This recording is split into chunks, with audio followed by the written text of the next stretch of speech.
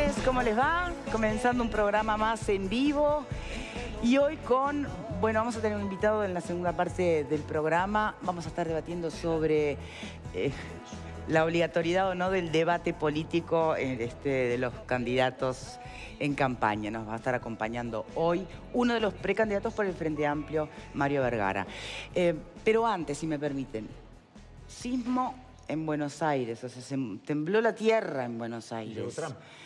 No, pero de verdad, qué turbulenta que viene esta cumbre, ¿no? No solo por los problemas internos entre las propias potencias, Estados Unidos, China, Estados Unidos, Rusia, por Ucrania. Ahora saltó además la confesión del ex abogado de Trump diciendo que sí tiene negocios inmobiliarios en Rusia. Bueno, son varios los temas, ¿no?, que están sacudiendo fuertemente esto, además de las contramarchas, que siempre suelen acompañar a las cumbres de esta naturaleza, pero en definitiva son tantas las preguntas que uno... Primero, si es normal que esto funcione así. Segundo, si es cierto, a río revuelto, ganancia de pescadores, pero ¿quiénes pescan en una cumbre del G20? ¿Son 20 o son 4 los que están en realidad cocinando todo? Y Argentina, ¿cómo logra Argentina cuando es una de las economías más frágiles, más vulnerables de la región, cuando además tiene índices de disturbio y protesta social tan altos? ¿Cómo logra codearse, ser sede y codearse con los poderosos? ¿Quién arranca? A ver, Alfredo. Mira, yo reivindico lo que decía, si no me equivoco, la senadora Constanza Morales, el Club de los Ricos, ¿tá? Que en realidad se reúnen y en cierta medida creo que vos tenés razón en lo que decís. No son 20. Es como el Consejo de Seguridad de Naciones Unidas. Manejan el boliche, lo manejan 4 o 5. China, Estados Unidos, Rusia, Unión Europea. ¿Qué más? Ya está. Y para de contar. Aparte hay países que uno no entiende por qué están y otros porque sí. Digo, ¿por qué está Italia y no está Noruega, por ejemplo? ¿Tá? ¿O por qué está Arabia Saudita y no está Israel? Yo qué sé. ¿Viste? ¿De qué punto de vista? Me parece que estas ¿Desde cosas... el político o desde el económico? ¿Cuál es el criterio en este grupo? Se supone de que son el club de la gente que tiene el 75% de la producción del PBI mundial, pero yo creo que sirven de poco. Hasta ahora nunca se ha demostrado que estas cumbres, yo creo mucho más en los encuentros bilaterales que en estas cumbres, así que es un circo. Sí. Trump también cree en los encuentros bilaterales. Me estoy volviendo trumpista, entonces. Sí. Bueno, pero a ver, Viruela. ¿qué sirve, qué no sirve? ¿Qué gana Argentina? ¿Qué gana la región? Argentina y la región, en este caso, yo diría que son sinónimos, ¿no? O sea, para el mundo, la reunión está teniendo lugar en América del Sur, en América Latina. Y por primera vez desde la creación, ¿no? Ese para mí es el dato, es decir, de alguna manera, para bien o para mal, en este caso yo creo que para bien, esta reunión, esta cumbre, pone a América Latina en el mapa mundial. Si uno mira los números del intercambio comercial, que es una de las maneras de medir la importancia relativa de las regiones, América Latina participa muy poco en el Producto Bruto Mundial. Si uno tomara el Producto Bruto Mundial como una torta única, el pedacito que le corresponde a América Latina es muy pequeño y a América del Sur mucho menos, teniendo en cuenta que Brasil es uno de los protagonistas más importantes. O sea, nos ponen el mapa. ¿Y por qué nos ponen el mapa? Bueno, porque hay 2 o 3 temas que sí atañen a las principales potencias. Ustedes se preguntaban por qué está un país y no está el otro. Bueno, una de las razones es, la participación de cada potencia o de estos países en el Producto Bruto. O sea, ¿cómo están ubicados en el ranking en cuanto a Producto Bruto? Explícame cómo está Argentina entonces ahí. No, pero Argentina, dentro de América Latina, junto con Brasil, son las 2 potencias más importantes. Eso me parece que no hay ninguna duda. Aunque está en crisis igual el producto claro. ese. Pero Ahora claro, además, si uno compara lo que es la población con el Producto Bruto, Argentina y Brasil son las principales potencias de América del Sur y por lo tanto están entre las 20 con justo mérito, digamos así. 2 o 3 temas simplemente para completar la primera ronda. Cambio climático. Es inevitable que las principales potencias acuerden criterios para el cambio climático, para enfrentar el fenómeno del cambio climático en la medida que son, no solamente porque lo sufren, sino porque lo generan ese cambio climático. Y luego las controversias de tipo comercial. Si no es en una mesa tan grande como esa, ¿cómo se encaran los temas de disputa a nivel comercial? Porque por más que haya disputa entre China y Estados Unidos, O sea, los otros socios alguna palabra tienen para decir. Y el ámbito me parece que es este que es el adecuado. Pero y la crisis migratoria, por ejemplo, que también que atañe también en las economías de los países, ¿por qué no pareciera estar en el menú? Porque yo creo que afecta en desigual manera a cada uno de los países. Yo creo que ese es el fenómeno, porque... Si no es un tema en común. Claro, porque las causas que afectan a la inmigración no son las mismas en América Latina, donde la catástrofe venezolana está empujando millones de personas para el resto de los países, a lo que pasa en Europa, donde las razones de la inmigración de África y de algunos países, digamos, de la zona del Medio Oriente, son las que están explicando esa... Entonces, en la medida que no haya causas comunes, es muy difícil que los líderes mundiales puedan acordar sobre situaciones que son tan disímiles, por lo menos en cuanto a las causas. ¿Qué pensás, Ale? Bueno, a mí lo primero que quiero decir es que yo siento que no tengo posición, de verdad lo digo con honestidad. No termina de caerme la ficha. Ojalá me cayera con claridad para un lado o el otro de la vereda, en el sentido que yo todavía no termino de darme cuenta si esto es la bofetada y más brutal que los ricos nos dan al resto de la humanidad diciendo, vean, acá estamos los poderosos, que podría ser una posición, ¿verdad? Lo que no significa que uno no sea cuestionador de determinadas políticas.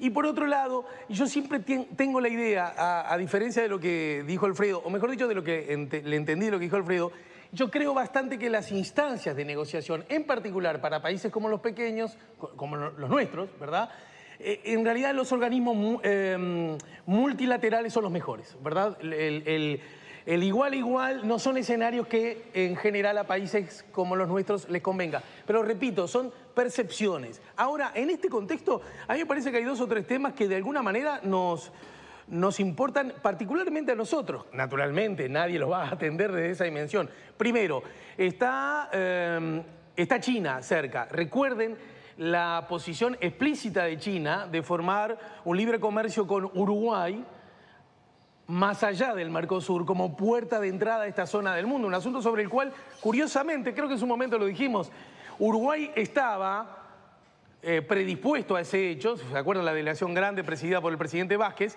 Incluso también el PIT-CNT, recuerdan que viajó y de alguna manera los comentarios no eran tan negativos como los que en su momento se manejaron ante una posibilidad similar con los Estados Unidos. Ese es un asunto. Y después otro que realmente me pareció muy serio y muy importante para todos nosotros, el acuerdo Mercosur-Unión Europea. El presidente de Francia fue bien explícito. Sobre este asunto no avanzamos más hasta, lo que pareció un mensaje muy claro hacia el Brasil, con su nuevo presidente y su nueva política, hasta que no nos pongamos de acuerdo acerca de las políticas de carácter medioambiental de los que Brasil estaría dispuesto a apartarse. Ese es un asunto que parece que por lo menos debería a nosotros en particular importarnos. Primero aclarar que una cosa es que Argentina sea un país con dificultades económicas y otro que tenga un PBI grande y otro que tenga una distribución de la riqueza muy complicada, ¿no? O sea, que tenga mayor cantidad de pobres no hace que no sea un país potencialmente importante. Los países árabes son el ejemplo más grande en ese sentido, ¿no? Exacto. De todas maneras, no coincido con Graciano que esto sea bueno o que ponga América Latina. Me parece que esto es la gran salvación de tener por lo menos una agenda para Macri, que está cerrando el peor año de su gobierno con cifras que son caóticas realmente en todo sentido.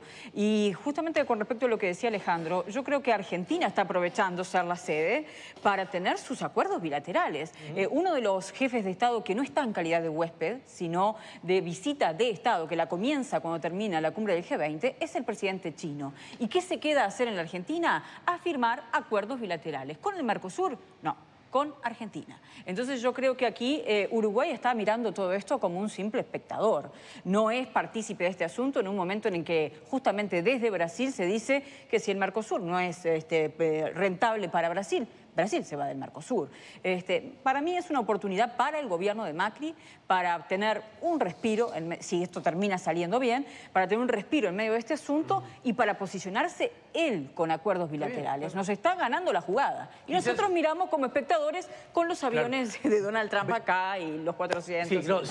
Cortito con relación a esto. Quizás yo di a entender como que íbamos a aprovechar nosotros los interpreté que era buena noticia. Entonces me expliqué mal. No, para nada, no tenemos la más mínima. Solo somos una especie de lo que no había ayer en la Antel Arena, una especie de garage.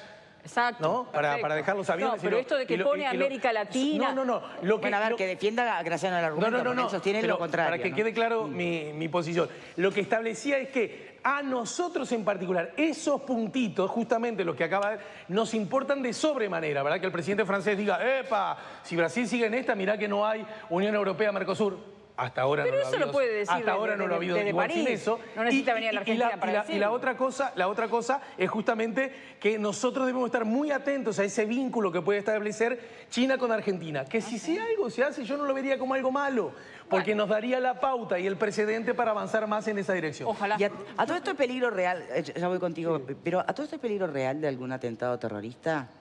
Al punto de cómo se ha blindado Argentina para esta cumbre. Todo puede pasar. Las grandes potencias manejan información que uno no conoce y toman ese tipo de medidas. Me imagino que algún riesgo habrán evaluado. Pero eso no lo podemos saber sin... Tener lo que fue el intento de final de la Copa, ¿no? Digo, como antecedente de que esto de blindarse es sumamente necesario. Bueno, pero ese operativo no estuvo a cargo del G20, sino que estuvo a cargo de la policía de Buenos Aires, de la capital. No, yo quería decir, a propósito de lo que estaba señalando Verónica, sobre lo de China. Yo creo que quizás no estamos advirtiendo realmente cuál es la estrategia de China. China aprovecha todos los escenarios. No está esperando que se reúnan los presidentes o las principales potencias para hacer su política. Yo estaba revisando ahora... Está aprovechando Macri también. Pero lo estaba revisando en Uruguay, por ejemplo. Ayer o antes de ayer hubo en San Carlos, la presencia de un ballet chino, un cuerpo de baile enorme que hizo un espectáculo a que quienes fueron no tenían palabras para elogiarlo, en el marco de una, ¿cómo llamarle? Ofensiva, se puede llamar así, ofensiva diplomática china en Uruguay. Ustedes dirán, ¿en Uruguay? Sí. Han viajado a China en el último año y medio, yo creo que, si no, más de la mitad de los intendentes del Uruguay. Viajó el intendente Enciso, viajó el intendente Moreira, estuvo el intendente Antía, del interior creo que algún otro también, de algunos otros departamentos también. Y a su vez ellos, en cada uno de los departamentos se había recibido también a delegaciones chinas. O sea, este siglo XXI va a ser el siglo de China. Va a ser el siglo de China. China está actuando, estaba mirando, por ejemplo, ahora... los orientales. Hoy de mañana estaba mirando que el grupo Minerva, que es uno de los grupos de productores de alimentos más importantes del mundo, el grupo Minerva tiene sede en Brasil, tiene muchos frigoríficos, incluso tiene 3 plantas en Uruguay, maneja miles de millones de dólares en comercio mundial de carnes y en la producción y el procesamiento de carne. Y uno de los interesados a comprar el grupo Minerva es un grupo chino. Entonces, y cuando miramos, por ejemplo, inversiones en Argentina, son inversiones de un porte gigantesco. Aquí se habla también de un puerto pesquero chino, se está hablando en estos días también en Uruguay de un puerto pesquero chino. Es decir, me parece que no estamos tomando la real dimensión... Pero seguimos esperando que nos den el ok. Pero no tomamos la dimensión exacta de lo que es ese gigante actuando hoy en el mundo económico internacional. Actuando dentro de las reglas del llamado mundo capitalista. Entonces, pero ¿Cancillería uruguaya no lo entiende eso? Yo creo que sí que lo entiende, pero ¿se acuerdan cuando vino la delegación china que se reunió con Mujica? Pero digo, la presencia china es innegable. Y yo creo que aprovecha estos encuentros, pero también va a Florida, va a Maldonado, va a Soriano, va a Rocha, o sea, juegan toda la cancha. Yo no sé si Uruguay realmente tiene una, digamos, me imagino yo que los diplomáticos profesionales esto lo han advertido, pero este siglo XXI hay que hacer alianzas con China si uno quiere estar en el mundo real, no tengo ninguna duda. Bueno, de hecho es uno de los temas centrales de la cumbre, cómo se van a dividir el tema económico de Estados Unidos y China, ese posible acuerdo, que bueno, que en definitiva lo que demuestra es el poder que tiene este grupo y en este momento quién lo tiene, ¿no? ¿Creen que le es fácil al periodismo poder cubrir esta cumbre, pero no la cáscara de la cumbre, no los acuerdos que se hacen públicos, los estrechones de mano, no, lo que se cocina por detrás, en las reuniones bilaterales, en las que incluso se realizan, como es la que se está anunciando entre finalmente Trump y Putin, pero por fuera, hasta por fuera de los acuerdos bilaterales? Bueno, ¿Se puede cubrir todo eso? ¿Se va a llegar a saber qué es lo que se discute en el fondo? Esa respuesta yo no la tengo, porque además vivo estos acontecimientos, supongo que como cualquiera de nosotros, estará a pocos kilómetros, pero en realidad en los hechos está como a años luz de distancia, ¿no? Sí. Por lo menos en lo que a mí me refiere. Cientos de aviones militares, digamos. Exactamente. En todo caso, lo que sí ocurre es que siempre se ha dicho en cada tipo de este tipo de encuentros, en cada instancia de este tipo de encuentros, que justamente esas otras reuniones, las bilaterales, las semioficiales, las oficiosas, las no previstas, sí, son las que en definitiva marcan más el rumbo de la cancha. Una cancha que, como creo que algunos de los compañeros decían más temprano, como es la cancha de los poderosos, termina siéndolo por acción implícita y explícitamente la cancha nuestra también. Bien. Perdón, sí. No, simplemente que yo creo que lo que estamos viviendo en estas primeras 2 décadas del siglo XXI es que el mundo se está reacomodando en un sentido que todavía no terminamos de intuir hacia dónde va. Y tenemos una dificultad para intuirlo, porque, digamos, toda nuestra generación, los que, digamos, tenemos algunos años más, hemos vivido, sobre todo en el siglo XX, en un mundo bipolar, en un mundo marcado por el resultado de la Segunda Guerra Mundial, donde, digamos, ascendió la influencia de la Unión Soviética, se consolidó, mejor dicho, la influencia de la Unión Soviética, se expandió la influencia de la Unión Soviética en el resto del mundo y, digamos, tuvo ese contrabalance con Estados Unidos en lo que se conoció como la Guerra Fría. Cuando cae el muro de Berlín, ese mundo bipolar desaparece. Demora en desaparecer, porque, digamos, todavía tiene algunas consecuencias, queda la isla esa de, digamos, isla en el sentido político de Corea del Norte, queda el tema de Cuba, pero ese mundo bipolar dejó de existir. ¿Y hacia qué mundo vamos? ¿Cuáles van a ser, digamos, los grados de influencia que las grandes potencias van a tener? ¿Van a haber cambio de alianzas? ¿Estados Unidos ahora va a ser aliado con Rusia contra China, por ejemplo? Como hay indicios de eso. ¿Cuál va a ser el rol de la bipolaridad? Se mantiene, lo que cambian son los protagonistas. No, porque hay teóricos que hablan de un mundo multipolar. Pero sin duda, si uno ve la influencia que cada actor tiene, claro, hay líderes, ¿no? Desde el punto de vista geográfico, por ejemplo, tú mencionabas al comienzo el conflicto de Rusia con Ucrania. Bueno, ¿cuál va a ser el rol que va a tener el resto de los países occidentales en ese conflicto? ¿Se van a marginar porque como está Rusia nadie quiere pelearse con Rusia? ¿Van a tomar partido por Ucrania? ¿Qué es lo que van a hacer? O sea, este es un tema, es el típico tema que divide hoy a la opinión pública europea. ¿Qué hacer con el tema de Ucrania? Porque Ucrania forma parte de Europa.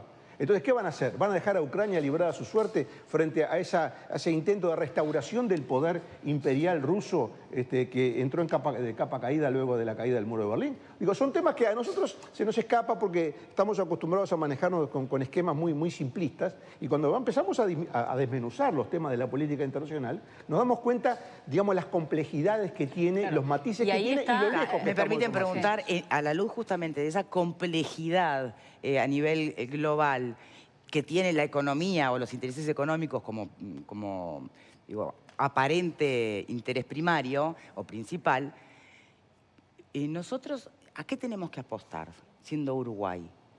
¿Seguir insistiendo con el Mercosur? ¿Es por ahí? Parece que no. Yo creo que el Mercosur es un... ¿Hacemos otro programa? Claro, no, porque, a ver, ni siquiera podemos chupar rueda de la G20. ¿Qué podemos hacer? Yo creo que queda claro y lo que pase con Brasil, creo que va a ser un tiempo en el cual el Mercosur se va a definir, digo. Estamos evidentemente en crisis, el Mercosur es un sueño que nunca se concretó, en definitiva, como estaba planificado, pero yo creo que está en uno de sus peores momentos. ¿Cómo estaba planificado? Y mientras tanto, ¿cómo estaba planificado? Bueno, aquella unión que nunca se dio de tal manera. Vamos a sincerarnos, en los hechos, el Mercosur era un Brasil ampliado.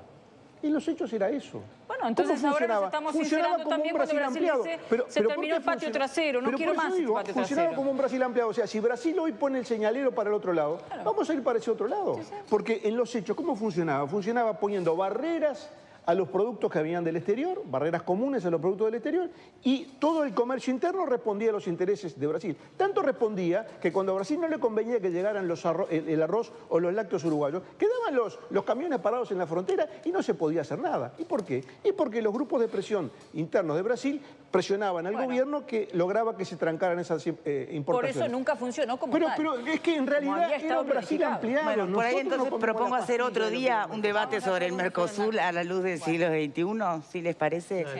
Sí. Yo vuelvo a comentar con lo que abría el programa. Che, hubo un temblor en Buenos Aires. ¿Les preocupa? En 100 años no había pasado. Chiquito, ¿no? Sí. 3,8. Pero dio para titular. Sí. Vamos a hacer la primera pausa. Debates presidenciales. Muchos aviones en la vuelta. Claro, fue eso. Debates presidenciales. ¿Están todos a favor de que tiene que ser obligatorio acá en el panel? No, sí. ¿Esto es corto, sí o no? ¿Sí? ¿No? Sí al debate, no a la obligatoriedad. No, ¿cómo va a ser obligatorio algo en democracia? Bueno, vamos a analizarlo. Pausa y ya venimos. El voto es obligatorio.